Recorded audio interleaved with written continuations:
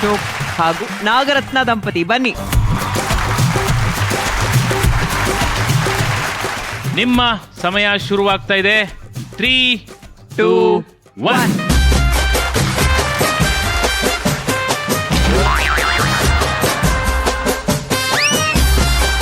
ಓಡಿ ಓಡಿ ಓಡಿ, ಅಲ್ಲೇ ಇಟ್ಕೋಬೇಕು, ಅಲ್ಲೇ ಇಟ್ಕೊಳ್ಳಿ.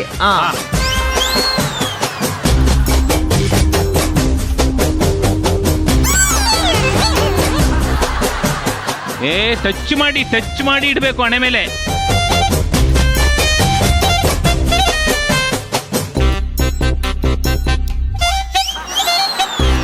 ಮೇಡಮ್ ನೀವು ಹಂಗಿದ್ರೆ ಹಣೆ ಮೇಲೆ ಕೂರಲ್ಲ, ಹಿಂದೆ ಹೋಗಿ. ಹಂಗೆ.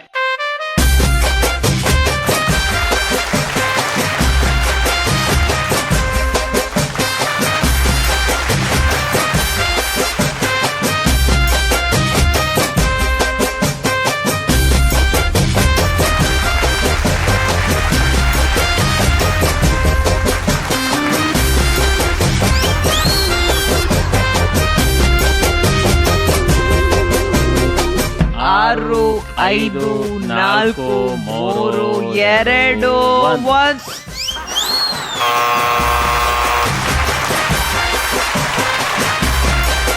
ಈ ರೌಂಡ್ ಅಲ್ಲಿ ಇವರು ಹಾಕಿರುವಂತ ಕಾಯಿನ್ಸ್ 1, 2. ಕಂಗ್ರ್ಯಾಚುಲೇಷನ್ಸ್. ನೋಡು. ಓಕೆ, ನಮ್ಮ ಎರಡನೇ ಸುತ್ತಿನ 4ನೇ ಸ್ಪರ್ಧಿ ಶಿಲ್ಪಾ ಗುರುರಾಜ್ ಅವರೇ, ದಯವಿಟ್ಟು ಬನ್ನಿ. ಓಕೆ, ನಿಮ್ ಸಮಯ ಶುರುವಾಗ್ತಾ ಇದೆ. ಇನ್ 3, 2, 1.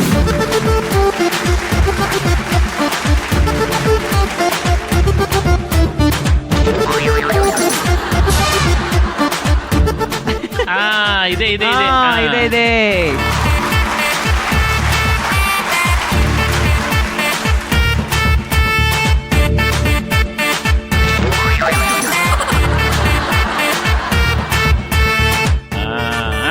ಹಂಗೆ ವರ್ಸಿ.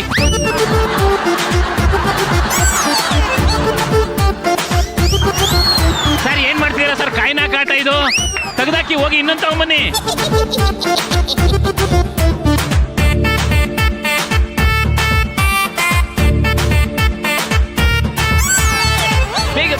ಬೇಗ.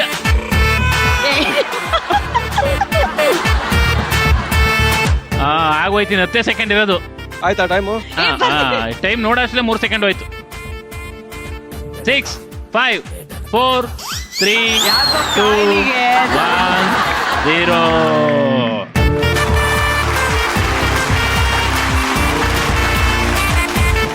ಅದ್ಭುತವಾಗಿ ಒಂದು ಕಾಯಿನ್ ಅನ್ನ ಹಾಕಿದ್ದಾರೆ ಈ ದಂಪತಿ.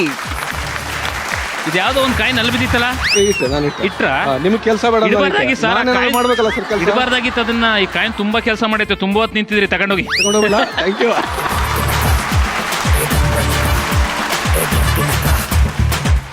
ಓಕೆ, ನಮ್ಮ ಎರಡನೇ ಸುತ್ತು ಮುಕ್ತಾಯವಾಗಿದೆ.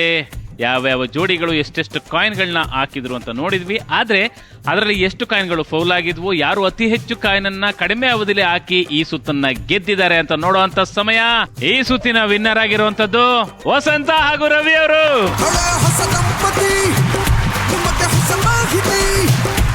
ಇದಕ್ಕೆ ಎಷ್ಟು ವರ್ಷ ಟ್ರೈನಿಂಗ್ ತಗೊಂಡಿದ್ರಿ ಸರ್? ಅದಕ್ಕೆ ಸರ್ ಈ ಕಾಯಿನ್ ಹಾಕೋದಕ್ಕೆ?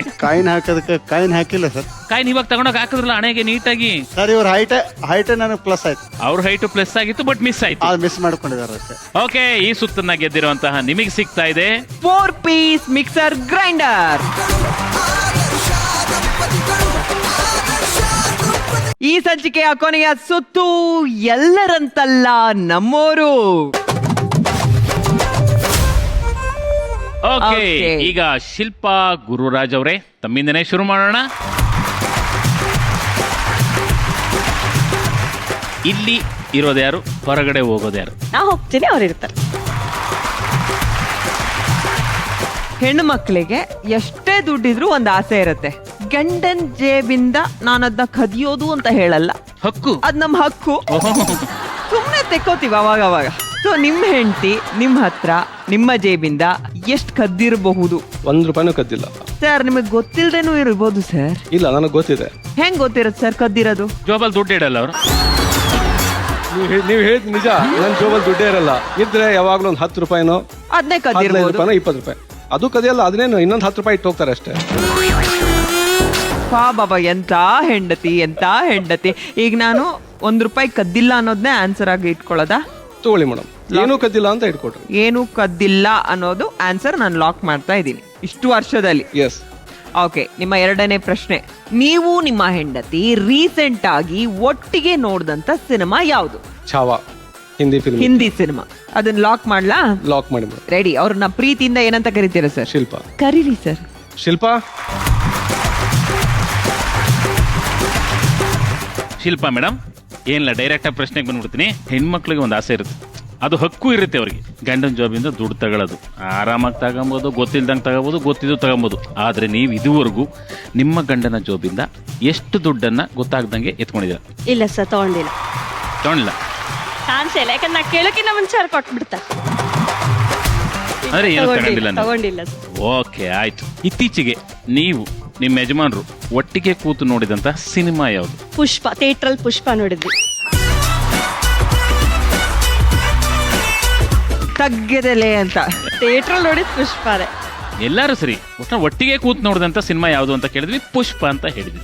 ಲಾಕ್ ಮಾಡೋಣ? ಅಲ್ಲ, ಅವರು ರಾಂಗ್ ಹೇಳ್ತಾ ಇದಾರೆ ನೋಡ್ರಿ, ಇನ್ನೊಮ್ಮೆ ಕೇಳಿ ನೋಡಿ. ಯಾವ ಫಿಲಮ್ ಮೇಡಮ್? ಪುಷ್ಪ 2ನೇ ನೋಡಿದ್ದು. ಪುಷ್ಪ 2 ಸರ್. ಸರ್, ಅವ್ರು ಯಾರ ಜೊತೆ ನೋಡಿದಾರೋ ಗೊತ್ತಿಲ್ಲ ಸರ್. ಈಗ doubt ಶುರು ಆಯ್ತು ಇವಾಗ. ನೀವು ಛಾವಾ ನೋಡಿದ್ರಿ ಅಂದ್ರೆ, ಇವರು ಪುಷ್ಪ ನೋಡಿದ್ರಿ ಅಂದ್ರೆ. ಛಾವಾ ಯಾರ ಜೊತೆ ನೋಡಿದ್ರಿ ಸರ್? ಅವ್ರ ಜೊತೆನೆ ಸರ್, ನಾನು ಮೂವಿನೇ ನೋಡಲ್ಲ. ಚಾವ ಇದಕ್ಕಿಂತ ಪುಷ್ಪಕ್ಕಿಂತ ಮುಂಚೆ ನೋಡಿದ್ದು. ರೀಸೆಂಟ್ ಆಗಿ ನೋಡಿದ್ದು ಅದು. ಜೋಬಿಂದ ದುಡ್ಡು ಕದಿಯೋದಿಲ್ಲ ಅಂತ ಹೇಳಿದಾಗ, ತಗೊಳ್ಳೋದಿಲ್ಲ ಅಂತ ಹೇಳಿದಾಗ ಅದು ಸರಿಯಾದ ಉತ್ತರ. ಅವರು ಅದನ್ನೇ ಹೇಳಿದ್ರು, ಅದಕ್ಕೆ ಚಪ್ಪಾಳೆ ಹೊಡೆದ್ರು. ಪುಷ್ಪ ಅಂದ್ರೆ ಆಗ್ಲೂ ಹೊಡೆದ್ರು ಅನ್ಕೊಂಡು ಹೊಡೆದ್ರು.